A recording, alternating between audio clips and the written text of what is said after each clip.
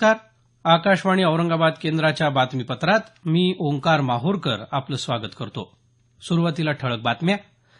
राष्ट्रपती पदाचे राष्ट्रीय लोकशाही आघाडीचे उमेदवार रामनाथ कोविंद यांचा उमेदवारी अर्ज दाखल.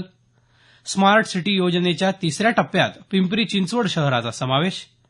वैद्यकीय पात्रता प्रवेश परीक्षा NEETचा निकाल जाहीर. अनुसूचित जाती प्रवर्गात लातूरचा विवेक शामंते देशात 5वा. आणि औरंगाबाद शहरात एका पेट्रोल पंपावर मापात तूट होत असल्याचं उघड. महत्वाची उपकरणं पोलिसांच्या ताब्यात. आता सविस्तर बातम्या. राष्ट्रपती पदाचे राष्ट्रीय लोकशाही आघाडीचे उमेदवार रामनाथ कोविंद यांनी काल आपला उमेदवारी अर्ज दाखल केला. पंतप्रधान नरेंद्र मोदी, भाजप अध्यक्ष अमित शहा यांच्यासह केंद्रीय मंत्रिमंडळातले अनेक सदस्य तसंच भाजप शासित राज्यांचे मुख्यमंत्री यावेळी उपस्थित होते.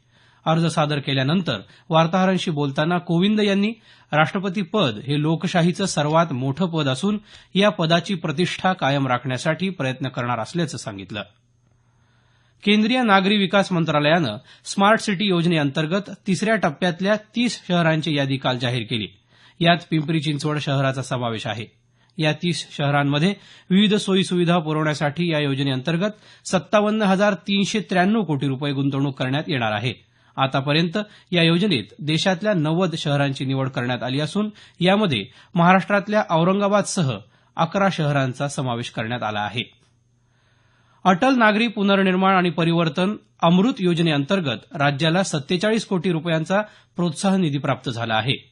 काल नवी दिल्ली इथं आयोजित एका राष्ट्रीय कार्यशाळेत केंद्रीय नागरी विकास मंत्री व्यंकय्या नायडू यांनी राज्याच्या नगर विकास विभागाच्या प्रधान सचिव मनीषा म्हैसकर यांच्याकडे हा निधी सुपूर्द केला. नव्या प्रकल्पांमध्ये सुधारणा आणि क्षमता विकासासाठी हा निधी खर्च करण्यात येणार आहे. भारतीय अंतराळ संशोधन संस्था इस्रोनं कार्टोसॅट 2 या मालिकेतल्या 2 भारतीय उपग्रहांसह एकूण 31 उपग्रहांचं काल यशस्वी प्रक्षेपण केलं. आंध्र प्रदेशातल्या श्रीहरिकोटा इथून काल सकाळी PSLV-C-38 या यानातून हे उपग्रह अवकाशात झेपावले. हे उपग्रह संरक्षण क्षेत्रात सहाय्यक ठरणार आहेत. पंतप्रधान नरेंद्र मोदी उद्या रविवारी आकाशवाणीच्या मन की बात या कार्यक्रमातून देशवासियांशी संवाद साधणार आहेत. या कार्यक्रम शृंखलेचा हा 33वा भाग असेल. आकाशवाणी आणि दूरदर्शनच्या सर्व वाहिन्यांवरून सकाळी 11 वाजता हा कार्यक्रम प्रसारित होईल. आदिवासी विद्यार्थ्यांना देण्यात येणाऱ्या विविध 17 वस्तूंचा लाभ थेट त्यांच्या खात्यात देण्यात येणार असून त्यापैकी 60% रक्कम वितरित करण्यात आली आहे. आदिवासी विकास मंत्री विष्णू सावरा यांनी काल नाशिक इथं पत्रकार परिषदेत ही माहिती दिली. आदिवासी विकास विभागात झालेल्या गैरव्यवहार प्रकरणात न्यायमूर्ती गायकवाड समितीच्या अहवालानुसार दोषींविरुद्ध कारवाई करण्यात येईल असं त्यांनी सांगितलं. दिव्यांगांना अपंगत्वाचं संगणकीय प्रमाणपत्र त्वरित मिळावं यासाठी राज्यात मिशन झिरो पेंडन्सी अभियान सुरू होणार आहे. सामाजिक न्याय मंत्री राजकुमार बडोले यांनी काल मुंबई इथं आयोजित आत्ममग्नता जाणीव जागृती कार्यशाळेत ही माहिती दिली. दिव्यांगांसाठी असलेला 4% निधी योग्य प्रकारे खर्च व्हावा यासाठी तालुका स्तरापर्यंत समित्यांची स्थापना करण्यात आली असल्याचं त्यांनी सांगितलं. मूकबधीर विद्यार्थ्यांच्या उच्च शिक्षणासाठी विशेष महाविद्यालय स्थापन करण्याचा सरकारचा विचार असल्याचं बडोले यांनी सांगितलं. वनमंत्री सुधीर मुनगंटीवार यांनी काल मुंबई इथं माय प्लांट या मोबाईल अॅपचं लोकार्पण केलं. या अॅपच्या माध्यमातून सर्वसामान्यांना वृक्ष लागवड मोहिमेत सहभागाची माहिती शासनापर्यंत पोहोचवता येईल. राज्यात लोकसहभागातून येत्या 1 जुलै ते 7 जुलै या कालावधीत 4 कोटी वृक्ष लागवडीचा वन विभागाचा संकल्प आहे. हे अभियान सर्वांनी मिळून यशस्वी करण्याचं आवाहन वनमंत्र्यांनी यावेळी केलं. औरंगाबाद इथं विभागीय आयुक्त कार्यालयात वृक्ष संवर्धन कक्ष स्थापन करण्यात आला आहे. नागरिकांना आपल्या परिसरात वृक्षारोपण करण्याच्या दृष्टीनं या कक्षाला भेट देता येईल.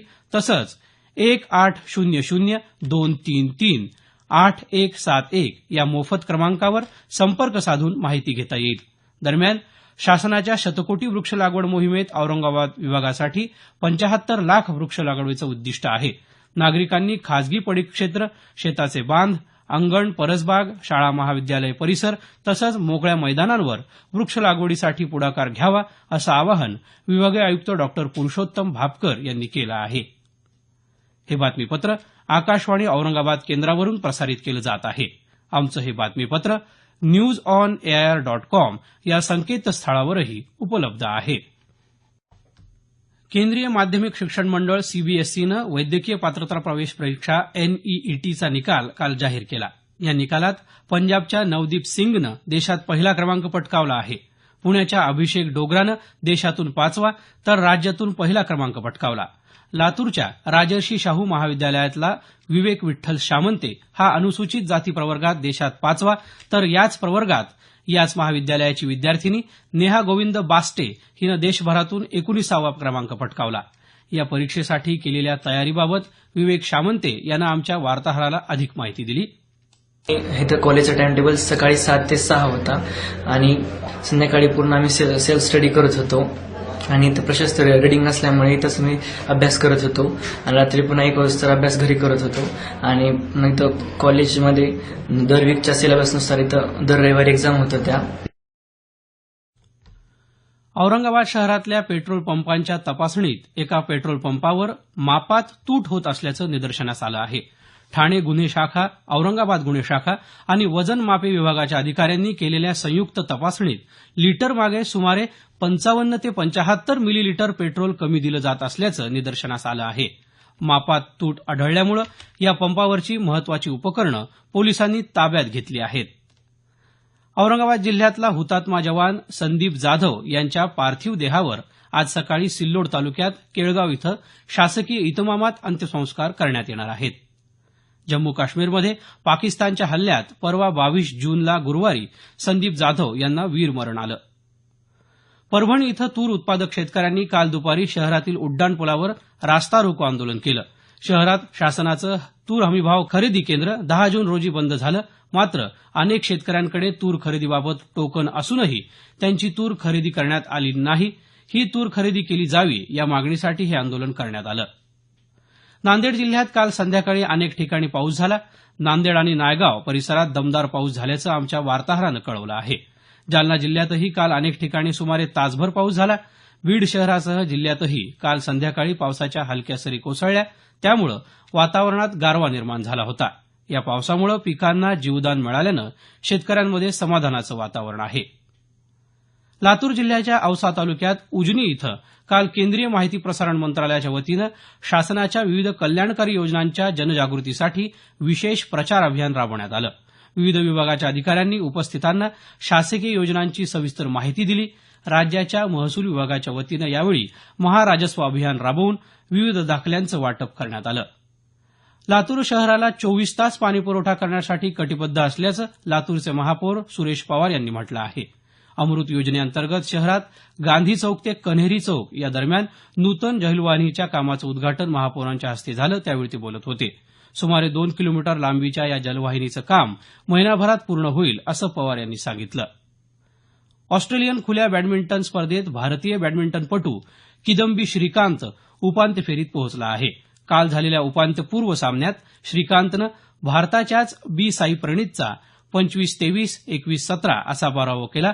भारताच्या पी.व्ही. सिंधू आणि सायना नेहवाल या दोन्ही बॅडमिंटनपटूंचं आव्हान उपांत्यपूर्व फेरीतच संपुष्टात आलं.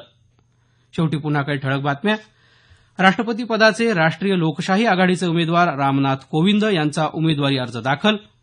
स्मार्ट सिटी योजनेच्या 3ऱ्या टप्प्यात पिंपरी चिंचवड शहराचा समावेश. वैद्यकीय पात्रता प्रवेश परीक्षा एनईईटीचा निकाल जाहीर. अनुसूचित जाती प्रवर्गात लातूरचा विवेक शामंते देशात 5वा आणि औरंगाबाद शहरात एका पेट्रोल पंपावर मापात तूट होत असल्याचं उघड. महत्वाची उपकरणं पोलिसांच्या ताब्यात. याबरोबरच हे बातमीपत्र संपलं. आमचं यानंतरचं मराठी संक्षिप्त बातमीपत्र सकाळी 10 वाजता.